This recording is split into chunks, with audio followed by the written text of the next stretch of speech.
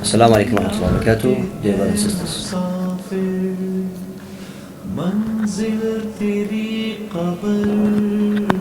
Prophet sallallahu alaihi wasallam شیخ فرماتے ہیں کہ نبی کریم صلی اللہ علیہ وسلم نے ان چیزوں کا ذکر فرمایا جو لذتوں کو تباہ کر دیتی ہے اور وہ ہے موت.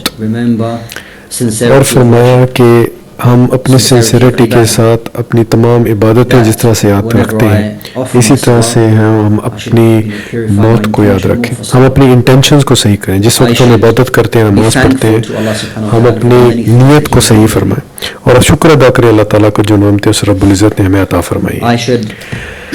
مجھے چاہیے کہ میں یاد رکھوں کہ میں ایز اے انسان جو ہے اللہ تعالیٰ نے انسان کو بہت کمزور بنایا اور انسان جو ہے وہ ازل سے ہی بہت ہی کمزور بنا ہے.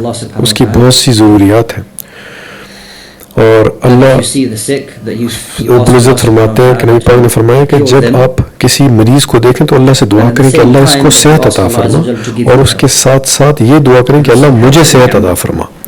اسی کے ساتھ ساتھ یہ دعا کرنی چاہیے اور اسی طرح سے اللہ سے دعا کریں کہ جب ہمارا بڑھاپا آئے ہمیں اچھے اعمال کے ساتھ اس دنیا سے جائیں اور صحت کے ساتھ بڑھاپے میں پہنچیں. اور اللہ ابو سے دعا کریں کہ جس زمانے میں ہم رہ رہے ہیں اور اللہ تعالیٰ اس پہ سنسیریٹی عطا فرمائے, ہمارے جو اعمال ہیں ان کو بہتر کرے, ہماری ڈے ٹو ڈے ایکٹیویٹیز جو ہیں وہ بہتر ہو جائیں تاکہ ہم آخرت کی تیاری کر سکیں. ایک شخص جو ہے کہیں سے اللہ تعالیٰ سے اس کو کچھ نہیں ملے گا جب تک کہ اس کی نیت خالص نہیں, یعنی جو کام بھی وہ کرتا ہے وہ خالص اللہ کی رضا کے لیے کرتا ہے. اور پروفیٹ صلی اللہ علیہ وسلم کے پاس ایک شخص آتا ہے اور وہ کہتا ہے کہ اگر میں جہاد فی سبیل اللہ کروں اور لڑتا رہوں اللہ کی راہ میں اور اسی وقت اور میں لوگوں سے جو ہے واہ بھی وصول کرتا ہوں کہ واہ بھی واہ یہ تو جہاد میں گیا تھا, تو نبی کریم صلی اللہ علیہ وسلم نے فرمایا کہ اس شخص کو کچھ بھی نہیں ملے گا.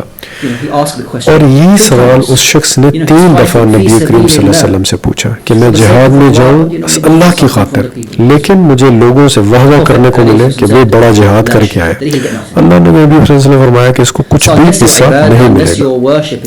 تو جب تک کہ ہماری جو عبادت ہے وہ صرف اور صرف اللہ کے لیے خالص نہیں ہے, اللہ سبحانہ تعالیٰ کی طرف سے کچھ بھی ہمیں ملنے والا نہیں. ہماری تمام نیکیوں کو ٹھکرا دیا جائے اگر وہ دکھاوے کی تھی اور اگر اللہ کے لیے نہیں کی گئی. اسی طرح سے نبی کریم صلی اللہ علیہ وسلم نے فرمایا کہ جو عمل بھی کہ اللہ رب العزت نے کوئی عمل ہمارا قبول نہیں کرنا جب تک کہ وہ خالصتاً اللہ کی رضا کے لیے نہیں کیا جائے گا.